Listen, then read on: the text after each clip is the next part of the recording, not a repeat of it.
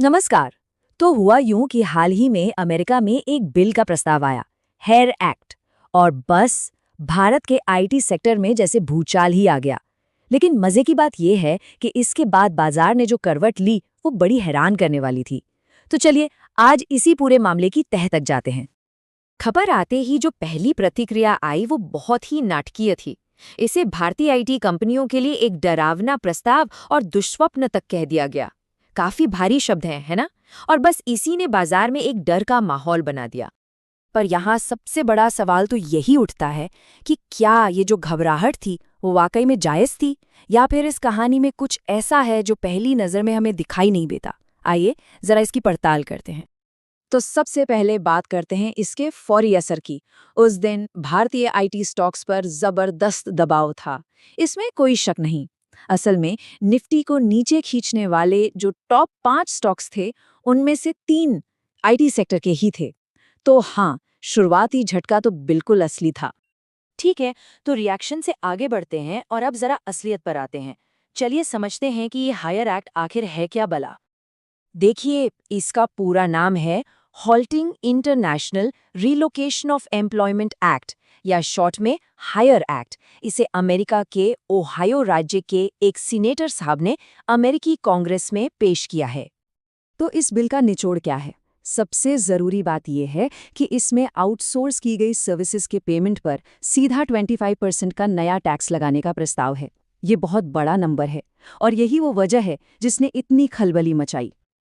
ठीक है, 25% टैक्स सुनने में तो बहुत गंभीर लगता है, लेकिन इसके सच में लागू होने के चांस कितने हैं? और यहीं पर हम उस लंबी प्रक्रिया पे आते हैं जिससे अमेरिका में किसी भी बिल को कानून बनने के लिए गुजरना पड़ता है। अमेरिका में कोई भी बिल बस यूं ही कानून नहीं बन जाता। उसे कई मुश्किल पड़ावों से गुजरना होता है। पहले सीनेट में पेश होता है, फिर वो कमिटी रिव्यू में जाता है, फिर सीनेट और हाउस दोनों जगह फ्लोर टेस्ट पास करना होता है, और तब जाकर कहीं आखिर में राष्ट्रपति के दस्तखत के बाद वो कानून बनता है। ये एक बहुत ही लंबी और मुश्किल यात्रा है, समझ लीजिए।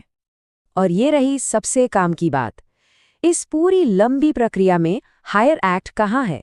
ये 5 में से सिर्फ पहले स्टेप पर है। मतलब इसे अभी सिर्फ पेश किया गया है, बस। और यहीं से पूरी सूरत साफ हो जाती है। अमेरिकी सीनेट में कोई भी सीनेटर बिल प्रपोज कर सकता है। पहले भी सर्विस इंपोर्ट को निशाना बनाने वाले दर्जनों ऐसे बिल आए हैं, और अंदाजा लगाइए क्या हुआ। उनमें से एक भी कभी कानून नहीं बना। असल में इस बात का कोई इशारा तक नहीं है कि ये बिल अगले स्टेप यानी कमिटी रिव्यू तक भी पहुंचेगा। तो कई लोग इसे एक गंभीर कोशिश से ज्यादा एक पब्लिसिटी स्टंट मान रहे हैं। अच्छा, राजनीतिक प्रक्रिया को एक तरफ रखते हैं। एक बहुत मजबूत आर्थिक वजह भी है कि इस बिल के सफल होने के चांस क्यों कम हैं। क्या ये अमेरिका के लिए एक तरह का इकोनॉमिक ओन गोल, यानी आत्मघाती गोल हो सकता है? इसे समझने के लिए हमें अमेरिका के डिजिटल ट्रेड के दोनों पहलू देखने होंगे। एक तरफ है डिजिटल सर्विस एक्सपोर्ट्स, सोचिए गूगल और फेसबुक के बारे में जो पूरी दुनिया इस्तेमाल करती है, और दूसरी तरफ है डिजिटल सर्विस इंपोर्ट्स, जैसे आईटी आउटसोर्सिंग सर्विसेज जो भारत जैसे देशों से आती हैं। और जब आप आंकड़ों को देखते हैं तो कहानी बिल्कुल साफ हो जाती है। अमेरिका $1 ट्रिलियन से भी ज्यादा की डिजिटल सर्विसेज एक्सपोर्ट करता है, जबकि इंपोर्ट सिर्फ लगभग $700 बिलियन का करता है। मतलब एक्सपोर्ट कहीं ज्यादा है। तो बॉटम लाइन ये है, अमेरिका का डिजिटल ट्रेड में $300 बिलियन का जबरदस्त सरप्लस है। वो जितनी डिजिटल सर्विसेज दुनिया को बेचते हैं उससे कहीं कम खरीदते हैं। तो इसका मतलब क्या हुआ? इसका मतलब ये कि अगर इंपोर्ट पर टैक्स लगाया गया तो अमेरिका के एक्सपोर्ट पर जवाबी टैक्स लगने का पूरा खतरा है।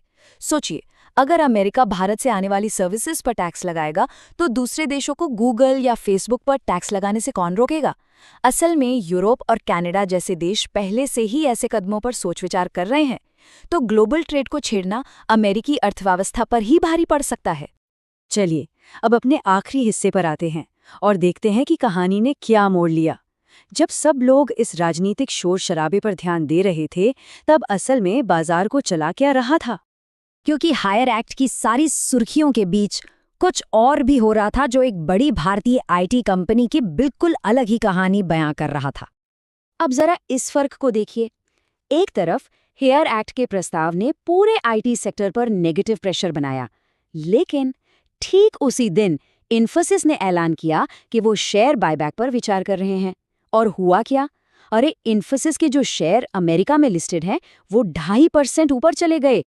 और यही है इस पूरे मामले का सबसे बड़ा सबक। किसी कंपनी की अपनी ठोस खबर, जैसे कि एक शेयर बायबैक, अक्सर सिर्फ हवाई राजनीतिक बातों से कहीं ज्यादा ताकतवर हो सकती है।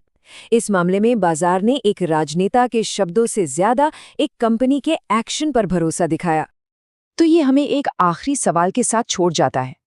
आज की इस आपस में जुड़ी हुई ग्लोबल इकोनॉमी में, जहां खबरें पल भर में फैलती हैं, क्या इन्वेस्टर्स के लिए ये राजनीतिक शोर शराबा ही एक नया परमानेंट रिस्क बनता जा रहा है? सोचने वाली बात है।